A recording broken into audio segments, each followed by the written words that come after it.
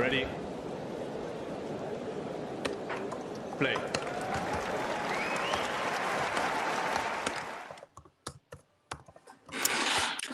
Hi, Robbie. How are you doing today? We're here to chat about the Rafa Nadal Taylor Fritz match. Some ways it feels like a long while ago, and some ways it maybe feels quite recent. I don't know how it feels for you, Robbie. Yeah, I mean, to be honest, John, there's a couple of matches that always stick out throughout the course of a season. As many matches as you do, and probably my number one pick of the matches that I did this season probably be Alcaraz and Sinner at the US Open. I think we finished at about 2:30 in the morning.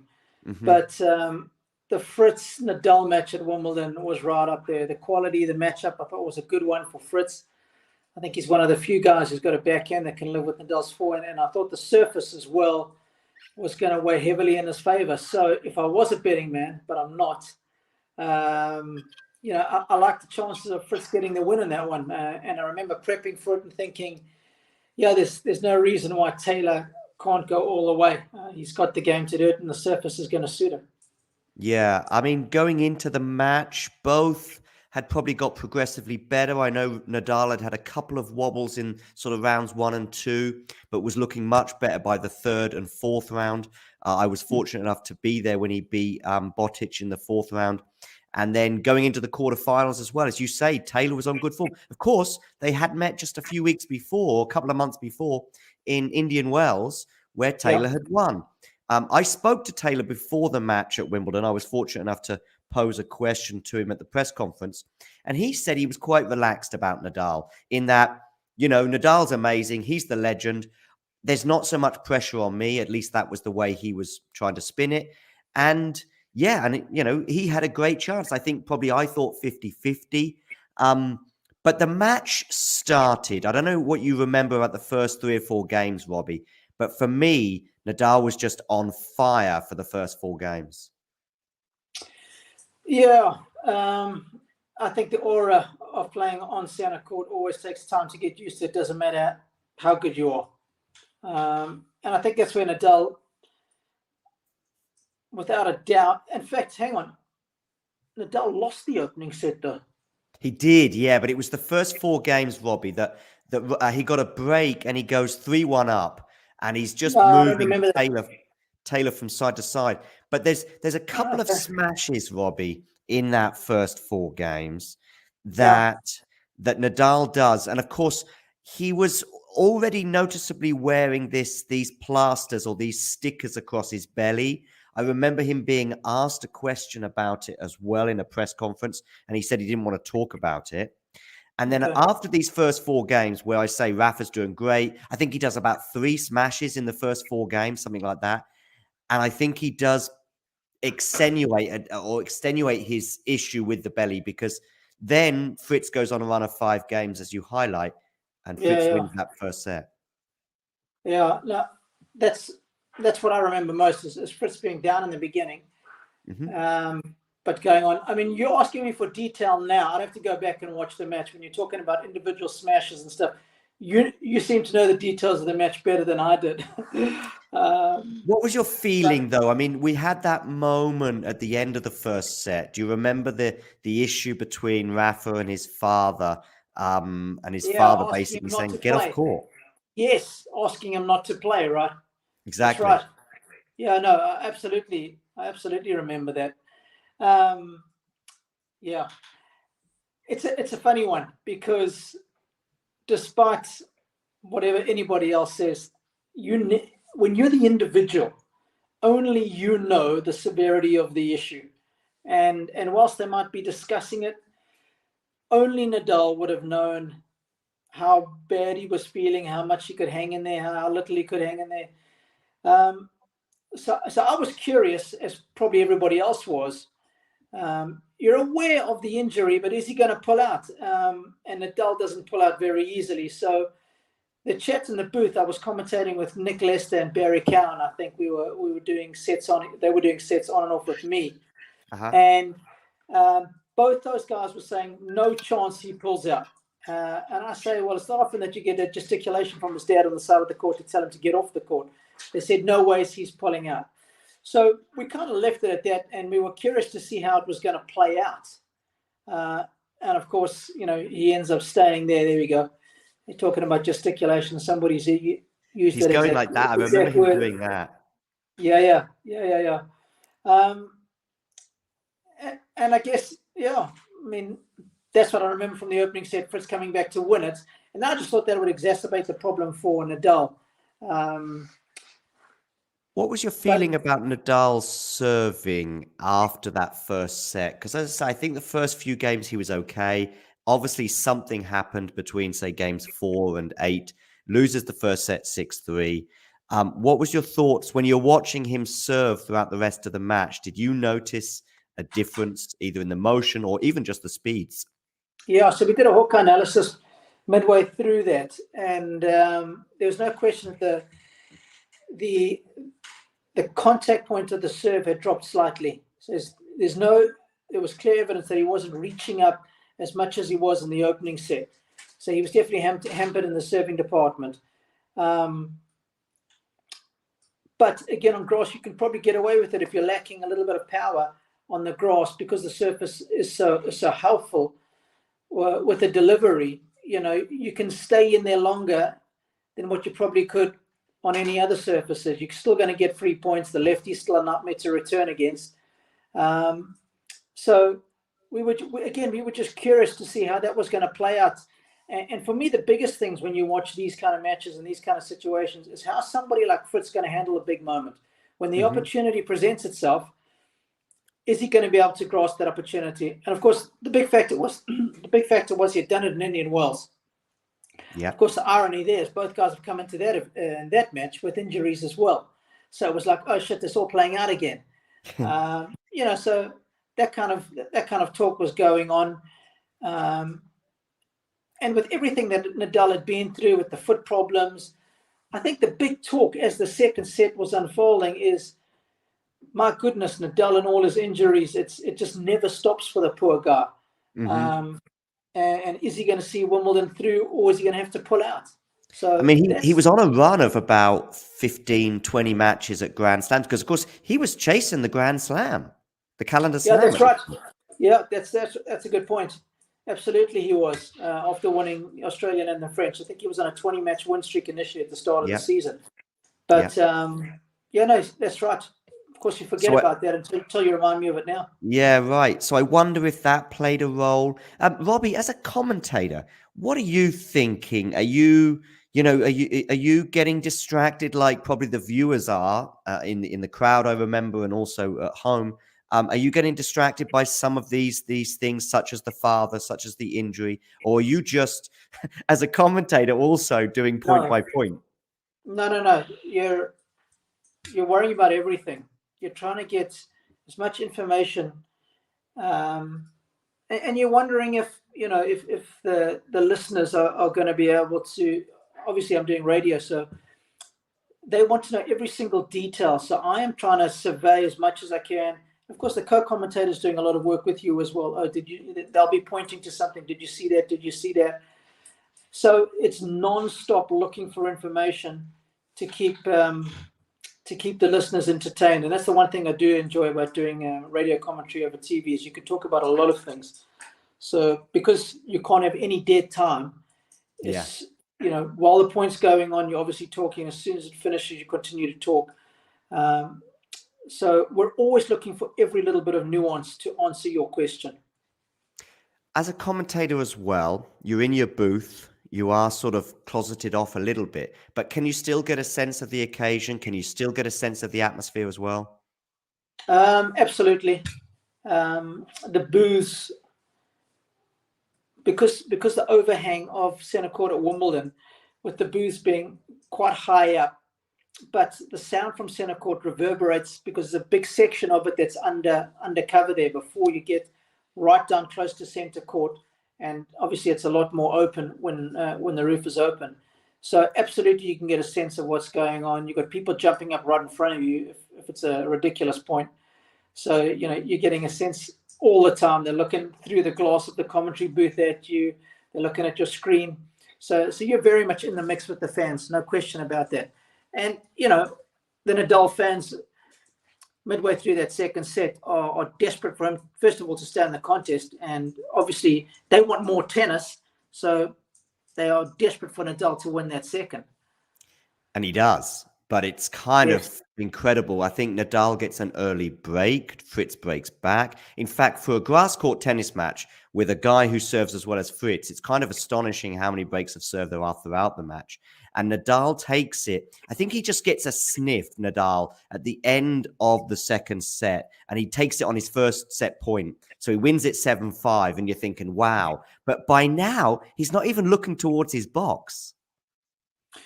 Yeah, and that's where we as commentators, we're like, you know, how bad is this? Is it really as bad as he was making out? So all the conjecture goes on. Yeah. It looks like he's playing, you know, fine. But again, these guys are cut from a different cloth, man, John. What they're able to deal with, what they're able to put themselves through, and also the hope that their presence on such a big occasion will, you know, just get them the W. Will the size of the task for Fritz just become too much for him and not be able to produce under the microscope of pressure? That certainly happened towards the tail end of that second set. And that's where the best, and we're talking about the best, you know, the big three, they're just different gravy in that department. How do you think Fritz handled the occasion? I mean, there were some moments when Nadal wasn't chasing points down. It's a quarterfinal of a Grand Slam. Fritz has never been in a semi-final of a Slam, but it was there for the taking, if you like, at points. You know, Nadal, we mentioned his service speeds. I think through sets 2, 3, and 4 were way down, 10, 20% down. He was just getting the ball in play. Do you think there's an element of Fritz maybe not taking the advantage of the situation? Well, let's not forget he goes 2-1 up. He does. I mean, deep in that fourth set, he's not far away, right? So it's tough, man. It's tough to be critical. What I will say for Fritz is, if you have a look at his record in big moments, he is phenomenal. I think his deciding set tiebreak record, I mean, I could look it up, but it's insanely good when you compare it to other players. I mean, obviously this one goes to a fifth set and he ends up losing on this occasion, but he's not the kind of guy, if he loses, he doesn't lose because he's getting tight. It's just more often than not, it's the execution that lets him down. He's happy to go for his shots, and he's happy to live with the consequences of those. And I think that's what makes him so successful. I mean, obviously this is one that he lost, but I mean, if you have a look at his record overall, it's phenomenal. I'm going to have a quick look at it just out of... You have a look at it, Robbie. I'll just talk us through the sort of second and third sets as they played out. There was, so obviously Rafa sort of what I call snatches it, because he has just one set point and he seizes the advantage, pulling his opponent around the court. And then we go into the second set. Nadal's service motion, as we mentioned, is severely compromised by now. But aside from that, I would say Nadal was more or less 98, 99%. It was just the service motion, I would say, was off. In fact, by now, his forehand is starting to fire.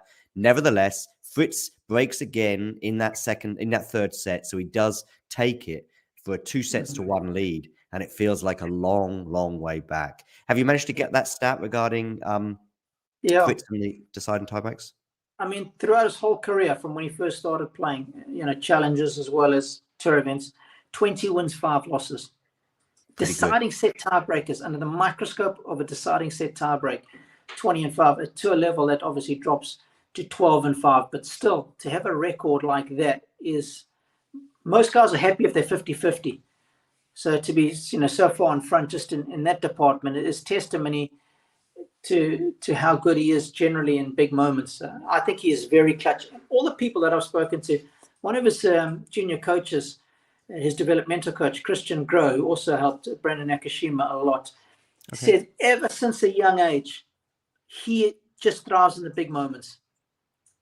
He would walk in the juniors, he'd walk to the side of the fence and say to Chris at the start of a third set tiebreaker, he says, "Watch me now, coach. This is when I'm at my best. Can't wait to beat this guy when it matters most." You know, stuff like that. So I think that's why more often than not, he comes through in the big situations. But, on this occasion, Nadal managed to get the better of Rafa him. Nadal. Yeah, It's Rafa Nadal and Robbie. And as you say, these three that we just highlighted, and we know all know who the three are. They are just different gravy. Listen, when it goes into the fourth set, though, it does feel like it's a long way back for Rafa. Were there various moments in the match, Robbie, that you felt even Rafa can't come back from this situation, the injury, what was going on the court with the family, etc.? Or did you always think that Nadal's got a great chance here, or he's going to come back? Obviously, you can never count Nadal out, but I was just thinking on grass, the fact that Taylor had beaten him at Indian Wells, had a 2-1 lead. I thought that third set was massive. I thought it was so crucial. In fact, I might have even said in commentary, I think in order for Nadal to win it, he has to win this third set. Yeah. If the abdominal strain is as bad as what we think it might be, he goes down 2-1. That means he's still got to win another 2 sets to win this thing. Nah, it's not going to happen, boys. And obviously, the guy's a joke, isn't he? He is. And there's a game in the fourth set where he does, I think he breaks and then he holds with 3 drop shots in one game. Yes. Yeah, and I've got one of those on the screen right now. And his touch that day was, he's always got a good touch, whether it be at the net, whether it be drop shots in general, I guess. But for some reason, maybe it was just the fact he wanted to shorten points and get the point done with. But boy, oh boy. Yeah, part of having great touch is also recognizing when to play it. And I think he couples those two concepts together so well. He's got decent feel, but also the time at which he plays it makes it equally effective. It's, you can't really have one without the other, and he gets it right so often.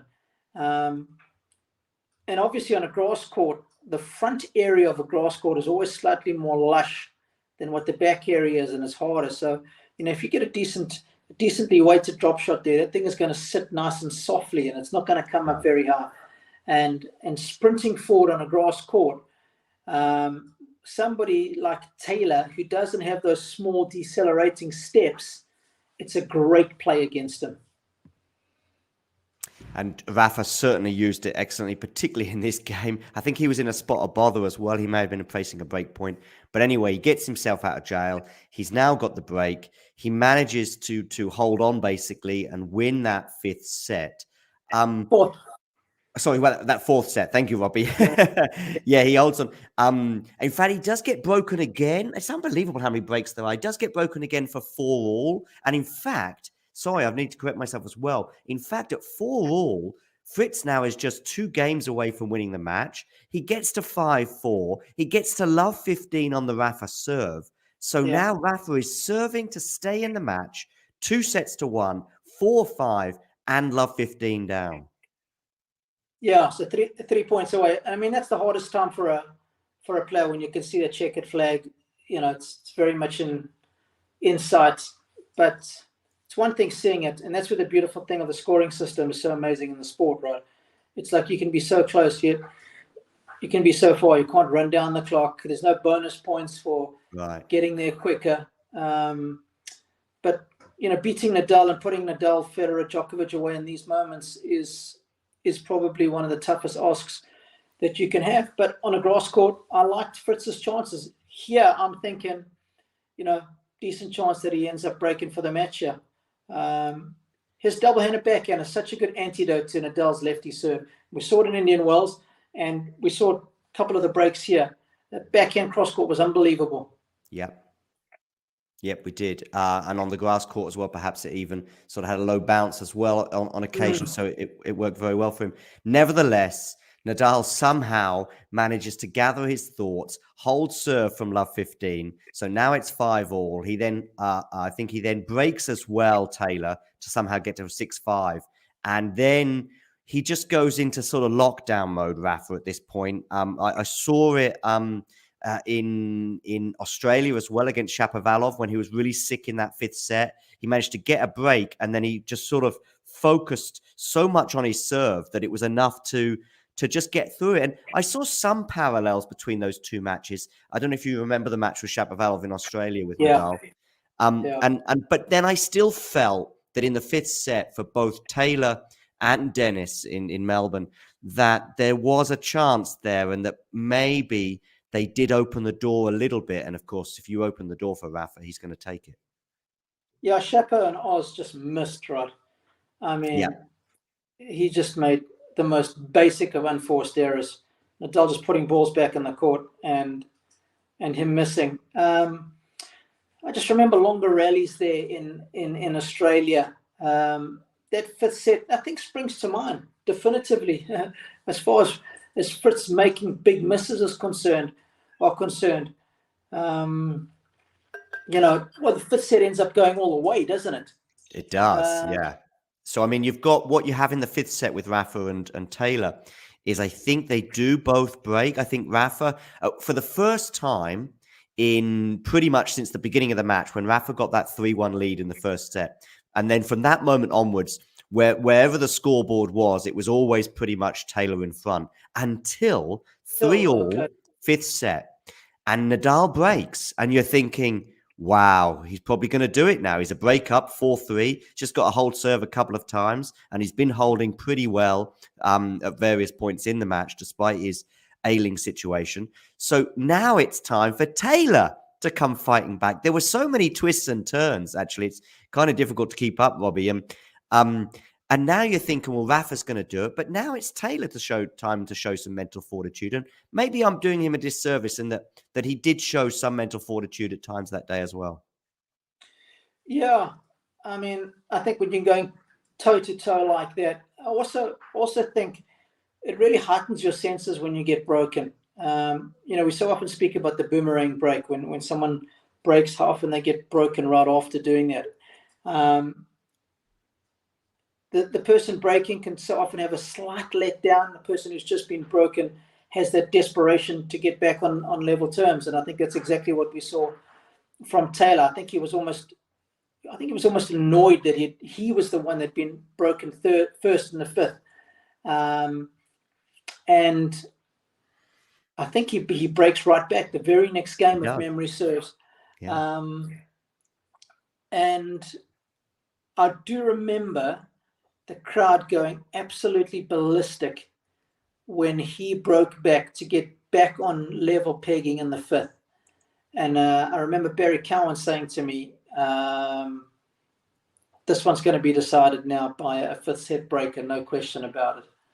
And we had that discussion. And I remember saying to him, I tell you what, given what we've seen here, I'm definitely not putting another breaker serve off of the table.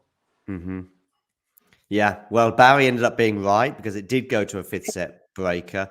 But Nadal was under a bit of pressure now because having had the advantage with the break of serve, he then cedes it by getting broken back. He's also got another moment in the match where he's serving to stay in the match again because he's always behind on the serve, if you like. In fact, he has to do it, I think, two more occasions because he has to do it as well at 5-6. But he does so at 5-6 to love, showing some of the feathery touch that we mentioned. And so we're into a tiebreaker.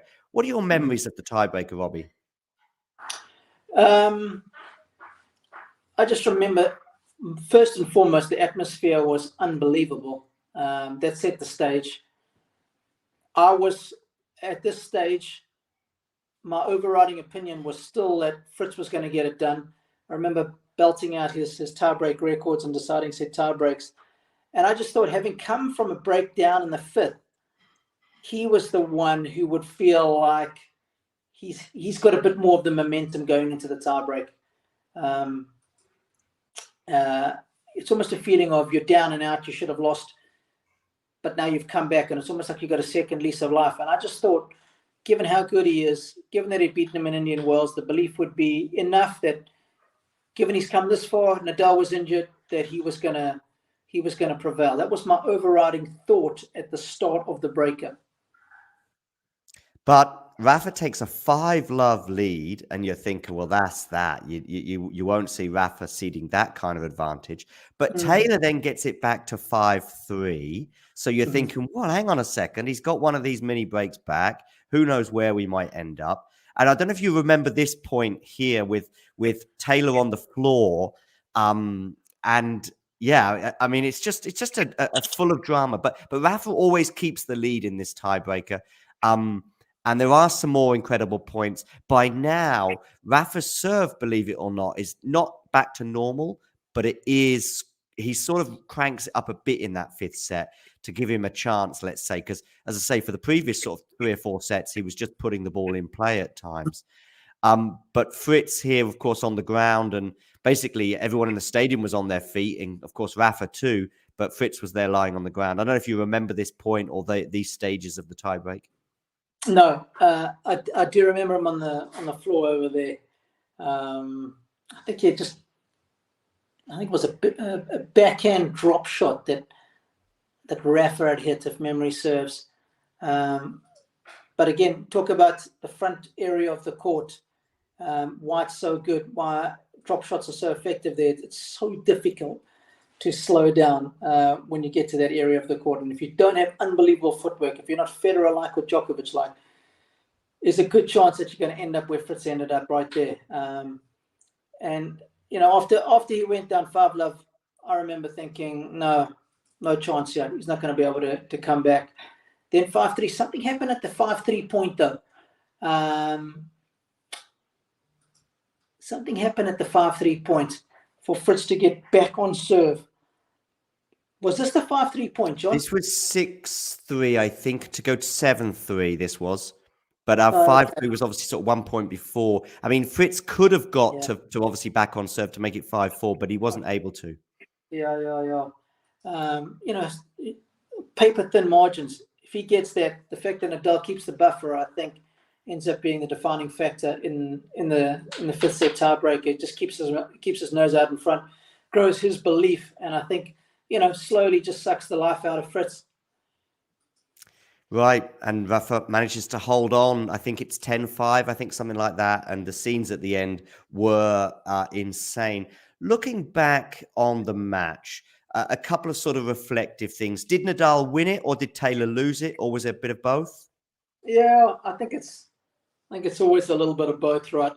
But I think you've got to give Nadal 90% of the credit. I think there's places there where Fritz thinks I could have done this or I could have done that slightly better, but I don't think it's from lacking mental fortitude, as we discussed earlier. I think he's got it between the ears better than most, and generally 9.5 times out of 10, what lets him down is execution. So, you know, I've got to give Nadal most of the props. If I was Fritz's coach, it wouldn't be foot up the backside. It would be arm around the shoulder at the end of that one.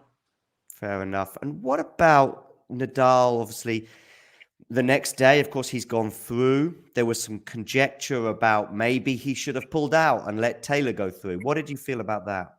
Yeah, no, I've been around the sport. I'm sure you have for too long to know that doesn't cut it. You always get that talk on social media.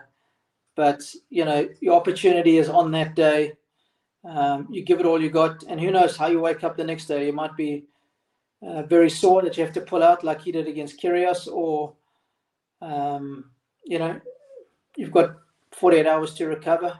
Perhaps a miracle happens and you feel great. I mean, it certainly happened to Djokovic at the Australian Open when he did his stomach problem. So, yeah, you know, there was talk about that, but no, you can never hold that against Nadal for pulling out after he'd won, even though he's in pain. You never let somebody win.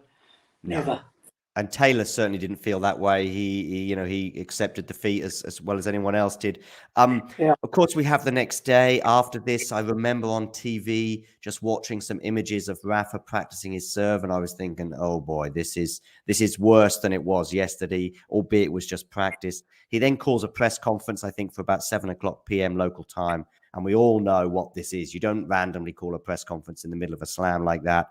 And he does pull out, and Rafa was devastated for obvious reasons, but I remember one phrase he used in that press conference. He said, I'm particularly upset because the ball was starting to feel good in my hand. And it's a funny thing that he's obviously talking about the moment that he's about to serve and just feeling confident. And I think his confidence was growing through that tournament. We'll never know how he would have got on against Kyrgios, and even less so, of course, against Djokovic had he made it that far.